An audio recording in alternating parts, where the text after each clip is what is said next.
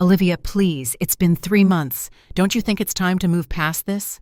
My mother's voice on the phone held that familiar tone, the one that mixed exasperation with certainty that I would eventually yield, as I always had before. The assumption that my anger had an expiration date, that my hurt could be scheduled into submission. I looked out my apartment window at the Chicago skyline, the distance of 800 miles between us suddenly feeling insufficient. 3 months since I'd walked out of my sister's wedding reception. 3 months since I discovered that the family who claimed to love me had been hiding something fundamental about my life for 28 years. Moving past it would require forgetting it happened, Mom, and I can't do that. We never meant to hurt you. You have to understand. I don't have to understand anything, I interrupted, surprising myself with the steadiness in my voice.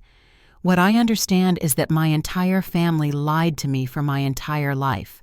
What I understand is that when I found out, instead of apologizing, you all expected me to just get over it because the truth was inconvenient at Chloe's wedding.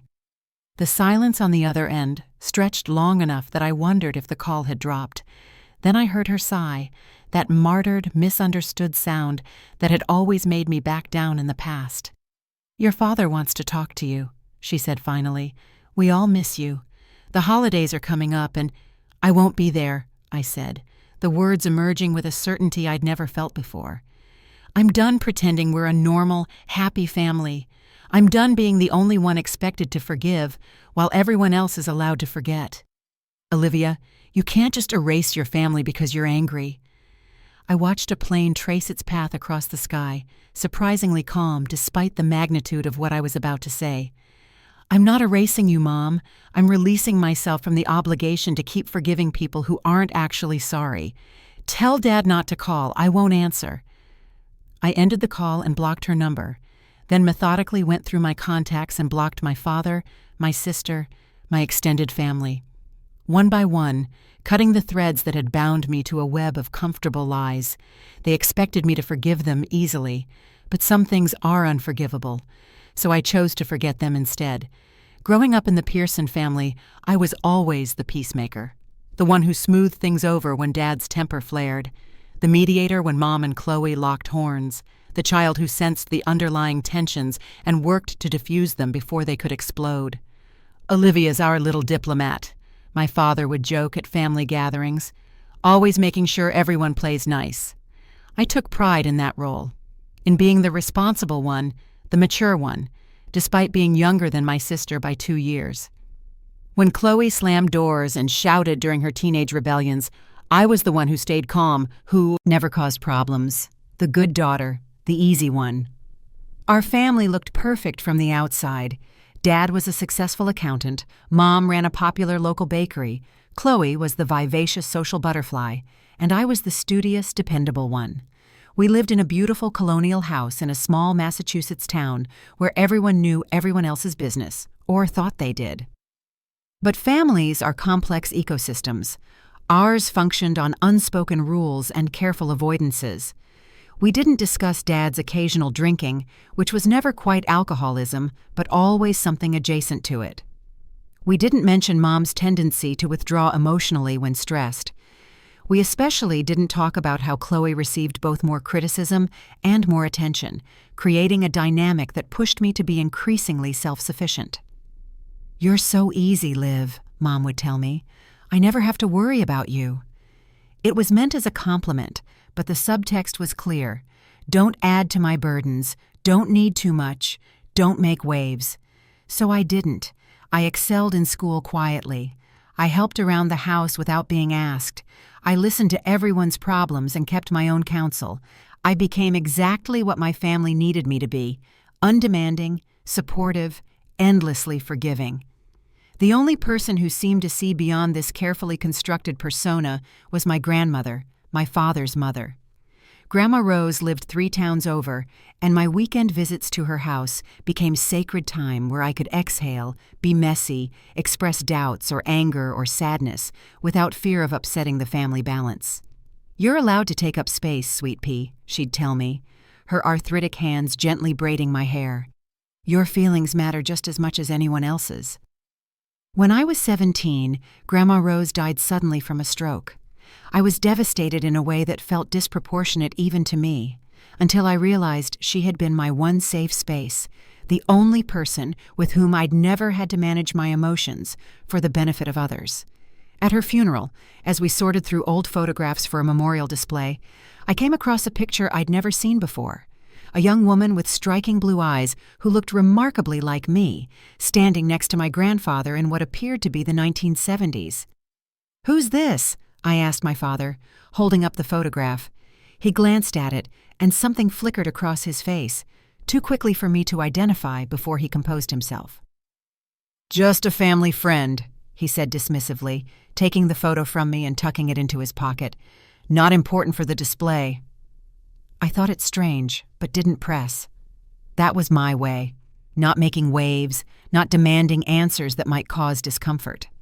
Instead, I channeled my grief into college applications and was accepted to Northwestern University in Chicago. Moving to Chicago was my first real act of independence. The distance gave me perspective, space to discover who I was outside of my role as family peacekeeper. I studied psychology, made friends who knew nothing of the Pearson family dynamics, dated without worrying about my parents' approval. After graduation, I accepted a job at a Chicago marketing firm and settled into life as an urban professional. I called home weekly, visited for holidays and important occasions, and maintained the easy daughter persona my family had come to expect, even as I built an identity separate from them. Then came Chloe's engagement to Thomas, a charming surgical resident she'd met during her nursing shifts. The wedding planning consumed my family for a year, with me flying back monthly to help with various tasks. Chloe was a demanding bride, Mom was an anxious mother of the bride, and Dad oscillated between complaints about the cost and emotional outbursts about his little girl getting married. Through it all, I played my assigned role, calming tensions, offering practical solutions, absorbing everyone's stress without adding my own. By the time the wedding weekend arrived, I was exhausted but proud of helping my family navigate the challenging planning process. I never imagined that weekend would be the one to unravel 28 years of careful family mythology. That a single conversation overheard at the worst possible moment would force me to question not just my place in the family, but the very foundation of who I thought I was. The wedding rehearsal dinner was held at an upscale restaurant in our hometown. I sat at the family table, watching Chloe shine in her element, surrounded by friends and soon-to-be in-laws who adored her. Mom and Dad beamed with pride, sharing stories about Chloe's childhood with Thomas's parents. "We always knew she'd be the first to get married," Mom said, laughing. "Olivia's our career girl. Aren't you, sweetheart?" I smiled and nodded, used to being defined in opposition to my sister.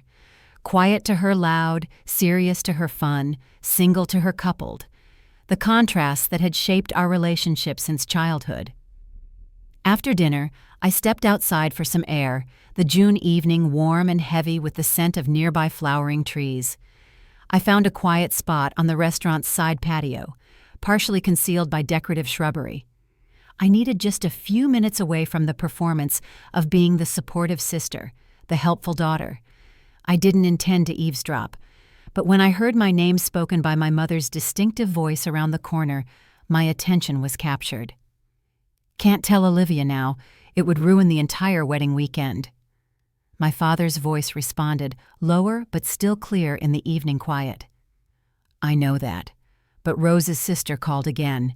She's adamant about meeting her, says she has a right to know her biological family." Biological family. The words seemed to hang in the air, disembodied and impossible. "It's been 28 years, Robert," my mother said, frustration evident in her tone. "We agreed when we adopted her that we wouldn't tell her, unless necessary. It hasn't been necessary." Margaret found her on Facebook. She knows where Olivia works, where she lives. What if she just shows up in Chicago? "She wouldn't dare," my mother hissed. "We've given Olivia a good life. We're her family. Some random biological relative doesn't get to waltz in and disrupt everything now." My head spun. Adopted. I was adopted. The word rearranged my understanding of my entire existence in an instant. The photograph from Grandma Rose's things, the woman with my eyes, suddenly made sense. Not a family friend. My biological mother, perhaps? I must have made a sound because the conversation abruptly stopped.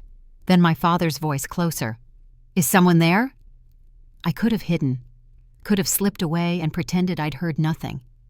The peacekeeper in me, the good daughter, urged this course of action. Don't make waves. Don't ruin Chloe's wedding. Process this quietly, alone, as I'd processed so many difficult emotions before. But something had shifted irreversibly. The foundation upon which I'd built my identity, the understanding of my place in my family, in my own lineage, had cracked.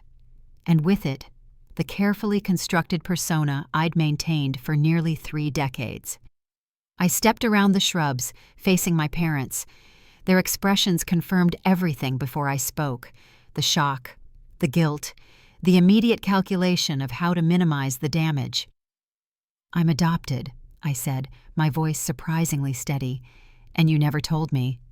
"Olivia," my mother began, reaching for me. "We were going to tell you, but—" "When?" I interrupted. "When I was 5, 15, 25? I'm 28 years old, Mom." My father stepped forward. "Let's not discuss this here. We can talk tomorrow, after the wedding." "After the wedding," I repeated. "Of course, because Chloe's wedding is more important than the fact that you've lied to me my entire life." "We didn't lie," my mother insisted, lowering her voice as a couple exited the restaurant nearby. "We simply didn't tell you something that would have complicated your life unnecessarily." The calm rationalization, so typical of my mother, ignited something in me, a rage so pure and unfamiliar that it momentarily rendered me speechless. This wasn't just about the adoption itself. It was about the choice they had made, every single day for 28 years, to withhold this fundamental truth about my existence. "Does Chloe know?" I asked, already suspecting the answer. The glance my parents exchanged confirmed it before they spoke. "We told her when she was 18, my father admitted. "We asked her not to tell you. We wanted it to come from us, when the time was right." 10 years. My sister had known for 10 years and maintained the secret, participating in the family decision that I couldn't handle the truth about my own life. "Who else knows?" My voice had gone cold, distant. "Just family," my mother said quickly. "Grandma Rose? Of course. Your aunts and uncles. A few close family friends." "Everyone but me," I said. "The actual adopted person. The only person who had a right to know." "Olivia, please try to understand," my father pleaded. "We love you. We've always loved you. Being adopted doesn't change that you're our daughter." "No," I agreed, something hardening inside me. "What changes things is that you didn't trust me with the truth. What changes things is that you made a decision about what I deserved to know about myself, and you chose deception." "Not deception," my mother corrected reflexively. "Omission, for your protection." "My protection," I echoed. "Or your convenience?" Before they could respond, the patio door opened again, and Chloe emerged, slightly tipsy and glowing with bridal excitement. "There you all are! Thomas's dad is about to make a toast." She stopped, finally registering the tension. "What's going on?" "Nothing that can't wait until after your special day," my mother said quickly, attempting to steer the conversation back to safer territory. "We should go back inside." "I know I'm adopted," I said to Chloe directly, "and I know you've known for a decade." Chloe's expression shifted from confusion to guilt. "Liv, I wanted to tell you so many times, but Mom and Dad—" "Save it," I cut her off. "You had 1,000 opportunities to tell me the truth. You chose not to. All of you did." My mother stepped between us, ever the protector of family harmony. "This isn't the time or place, Olivia. We can discuss this after the wedding, as a family." There was the expectation again, that I would set aside my feelings for the greater good, that I would swallow this monumental betrayal and play my part in the family performance, the good daughter, the peacekeeper, the one who never made waves. "No," I said, the single syllable containing years of suppressed boundary setting. I won't pretend everything is fine for the sake of appearances, not anymore. You're being selfish, my mother snapped, her composed facade cracking. This is your sister's wedding weekend. Your issues can wait. My issues, I repeated. You mean the fact that my entire family has lied to me about who I am for my entire life. Those issues? Liv, please, Chloe said, tears forming in her eyes. I get why you're upset, but can it wait 2 more days? I've been planning this wedding for a year. And there it was, the ultimate expectation, that my pain should be scheduled at their convenience, that the revelation that had shattered my sense of self should be neatly compartmentalized until the family was ready to address it. I'll be at your wedding tomorrow, I said finally, because I made a commitment, and unlike some people, I keep my word. But after that, I need time, significant time, away from all of you. You're overreacting, my father said, his tone carrying the dismissal I'd heard so often directed at emotions deemed excessive or inconvenient. Family is family. We'll get through this like we get through everything. I looked at each of them. These people I'd believed were my flesh and blood, who had decided I didn't deserve to know the most basic truth about myself, who were now minimizing the impact of their deception because acknowledging it fully would be too uncomfortable. I'll see you at the ceremony, I said, turning to leave. Don't expect anything more. I walked away from them, away from the rehearsal dinner, away from the role I'd played my entire life. For the first time, I didn't look back to make sure they were okay. I didn't smooth things over. I didn't prioritize their feelings above my own. It was the first step in a journey that would ultimately lead me to the most difficult decision I'd ever make, to cut myself free from the family that had both shaped me and deceived me. To choose myself, finally and completely, even if it meant walking away from everything I'd ever known. I kept my word. At Chloe's wedding the next day, I showed up in my bridesmaid dress, stood beside her at the altar, smiled for photographs, and gave a toast I'd written weeks earlier about sisterhood and love. From the outside, no one would have known that beneath my composed exterior, every interaction with my family felt like moving through shattered glass. My parents attempted conversations several times, careful, sanitized overtures that sidestepped the magnitude of what had happened. Chloe alternated between tearful apologies in private moments and public pretense that everything was normal. I responded with polite minimalism, preserving the facade for the sake of the occasion, but maintaining the emotional distance I now realized had been my true inheritance from the Pearson family. When the reception reached its peak, with most guests on the dance floor and attention focused on the bride and groom, I slipped away. No dramatic exit, no confrontation. I simply gathered my belongings, called a rideshare, and left a note for Chloe saying I'd gone back to my hotel due to a migraine. The next morning, I changed my flight and returned to Chicago a day early. Then came 3 months of attempted reconciliation. From their side, not mine.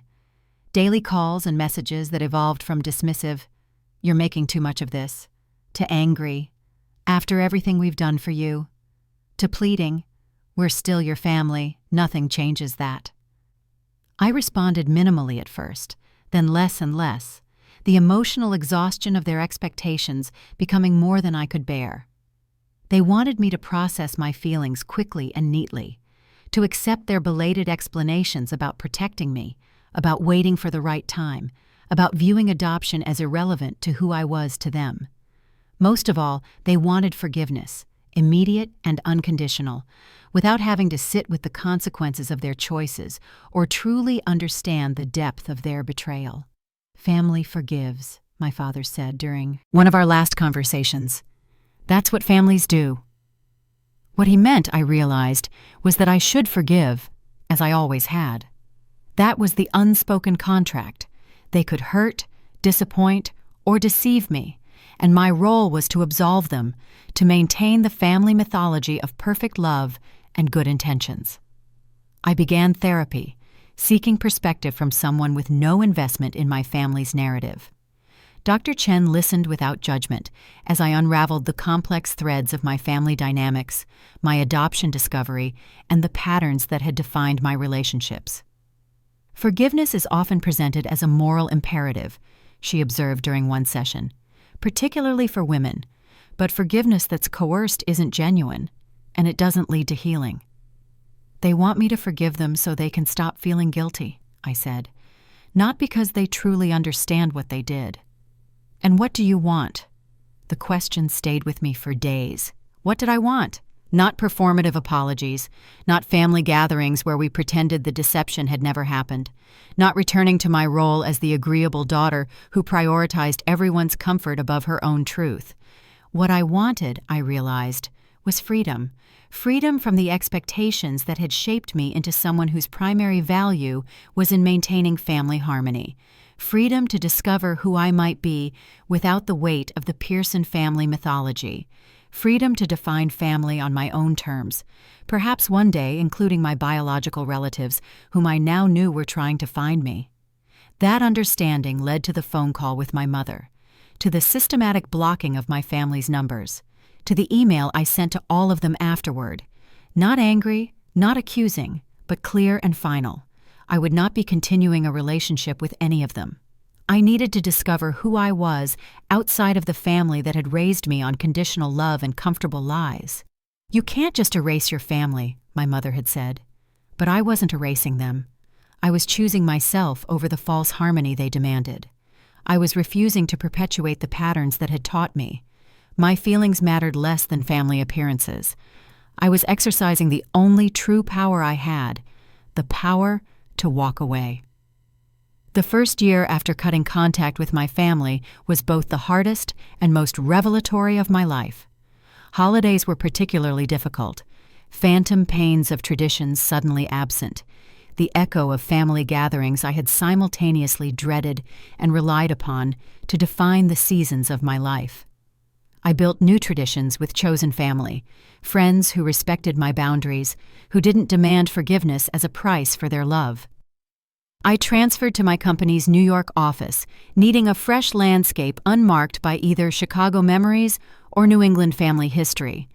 I continued therapy, unpacking the complex legacy of being raised by people who loved me genuinely but conditionally. 6 months after the wedding, I reached out to Margaret, my biological mother's sister, the one who had been trying to find me. Our first meeting in a Manhattan cafe was surreal, like looking into a funhouse mirror that reflected familiar features rearranged in new configurations. She had my eyes, my laugh, the same slight angle to our left eyebrows when we expressed skepticism. "Your mother, my sister, died when you were an infant," she told me, confirming what I had already suspected from my parents' reluctance to discuss my biological family. "Cancer. She knew she was dying when she arranged your adoption. She wanted you to have a stable family, 2 parents who could give you everything she couldn't." The story was both heartbreaking and healing, a truth that provided context without erasing the pain of my adoptive family's deception. Through Margaret, I met cousins, aunts, uncles, biological relatives who welcomed me with curiosity and openness, who had no expectations about who I should be or how I should feel. "Your mother would be proud of you," Margaret told me on our 3rd meeting, "not just for what you've accomplished, but for having the courage to know yourself, to stand up for your right to truth." Healing wasn't linear. There were days I questioned my decision to cut contact with the Pearsons, moments when grief for the family I'd lost overwhelmed the anger that had propelled my decision. My mother sent a Christmas card the first year with a carefully neutral note about keeping my room ready for whenever I wanted to come home. My father emailed on my birthday, attaching photographs from my childhood with no message. Chloe texted occasionally, superficial updates about her life that never acknowledged the elephant between us. I didn't respond to any of these overtures, not out of continued anger, but because they all carried the same unspoken expectation that enough time had passed, that I should be over it now, that we could resume our relationship without addressing the fundamental breach of trust. None contained genuine acknowledgement of how their choices had affected me. None demonstrated any real understanding of why I had needed to step away. Forgiveness doesn't require reconciliation, Dr. Chen reminded me when I brought these communications to therapy. You can release your anger without resuming relationships that were harmful to your well-being. Slowly, I began to understand that forgetting wasn't the opposite of forgiving. It was a different path entirely. I wasn't holding on to anger or resentment. I was simply choosing to build a life unencumbered by relationships that required me to minimize my own needs and feelings. I was allowing myself to forget the obligation to prioritize family harmony above personal authenticity. 2 years after Chloe's wedding, I received a letter from my father. Handwritten, 10 pages long. Unlike previous communications, this one contained no expectations, no subtle pressure to resume contact. Instead, it offered something I had never received from him before: a full accounting of his role in the deception, an acknowledgement of the damage it had caused, and an expression of respect for my decision to separate from the family.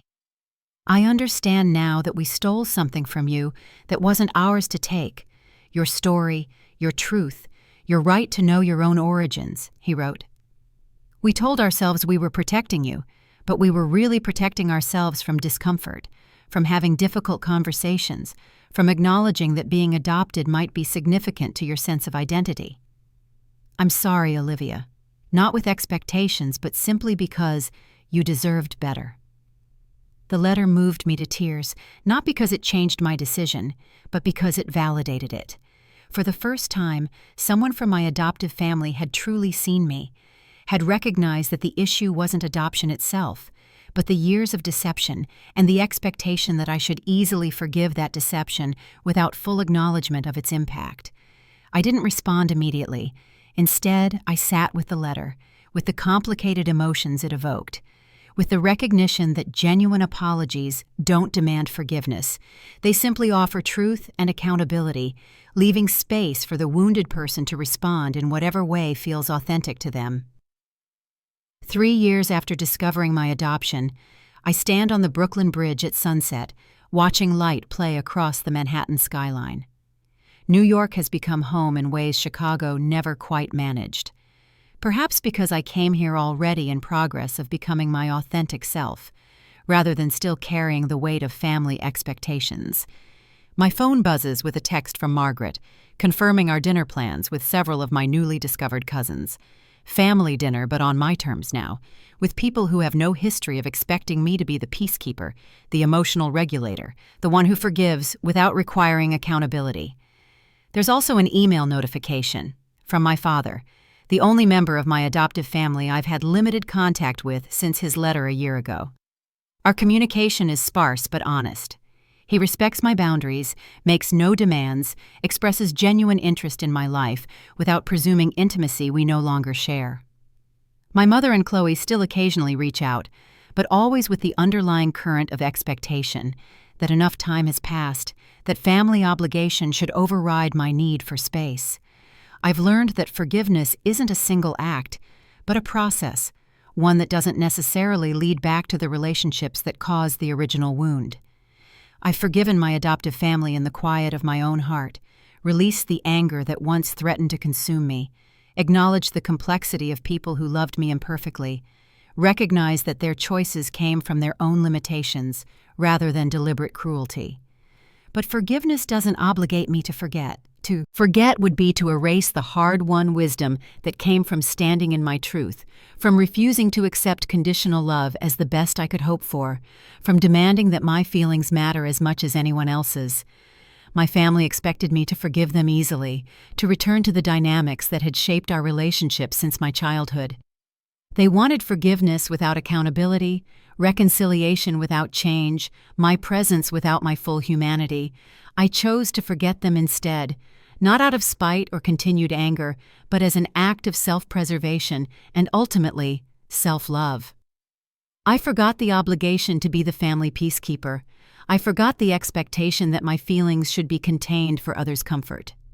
I forgot the narrative that family loyalty requires acceptance of deception. As the sun sets over the city, I take a photograph of the skyline and send it to my father with a simple caption: "Beautiful evening in New York." It's not reconciliation in the way he might hope for, not a return to what was, but it's what I can authentically offer, a small window into my life, shared without obligation or expectation. My phone buzzes with his response: "Gorgeous. Hope you're well." No pressure, no demands. Just acknowledgement of the boundaries I've established and respect for the person I've become outside the shadow of family mythology. This is what healing looks like for me. Not perfect forgiveness that erases all wounds, not complete forgetting that pretends the deception never happened, but something more nuanced. A life built on authenticity rather than obligation. Relationships chosen rather than inherited. Love that comes with respect for boundaries, not expectations of endless absolution. My family expected me to forgive them easily, but I chose to forget them instead. And in that forgetting, of obligation, of expectation, of patterns that diminished me, I finally found the freedom to become fully myself.